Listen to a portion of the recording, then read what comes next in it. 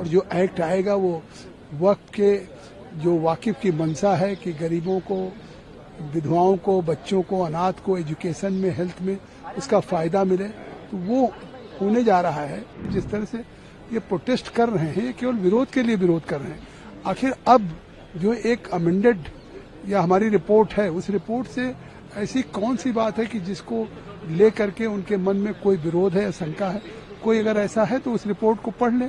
कोई कहते थे आर्टिकल 370, 35 ये खत्म होगा तो जम्मू कश्मीर में खून की नदियां बह जाएंगी। तो ऐसे कुछ लोग हैं जो देश में इस तरह की अफवाह या देश में इस तरह का एक माहौल पैदा करना चाहते हैं। ज्वाइंट पार्लियामेंट्री कमेटी एंड वक्त में, जिसमें all India Muslim personal law board को हमने विटनेस के रूप में बुलाया और उनकी बातों को हमने रिकॉर्ड किया, उनसे हमने रिटर्न भी उनके लिए, और उस पर हमारी कमेटी ने विचार किया और हमने रिपोर्ट भी 1 महीना पहले दे दी।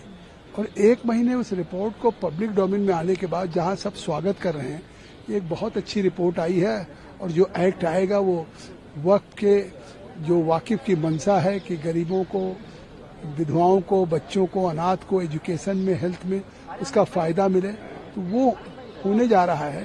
तो 1 महीने के बाद अब all India Muslim law personal board ने पहले 13 तारीख को दिया और 13 के बाद अब 17 तारीख को। तो ये कोई कारण नहीं है, वो केवल एक देश में इस वक्फ की प्रॉपर्टी को जो केयरटेकर या मुतवल्ली जिनके हितों पे कोई कुठाराघात होगा, जो खुर्द-बुर्द करते थे, एक जब बेहतर कानून आ रहा है तो उसको लेकर के जिस तरह से ये प्रोटेस्ट कर रहे हैं, ये केवल विरोध के लिए विरोध कर रहे हैं। आखिर अब जो एक अमेंडेड या हमारी रिपोर्ट है, उस रिपोर्ट से ऐसी कौन सी बात है कि जिसको लेकर के उनके मन में कोई विरोध है या शंका है?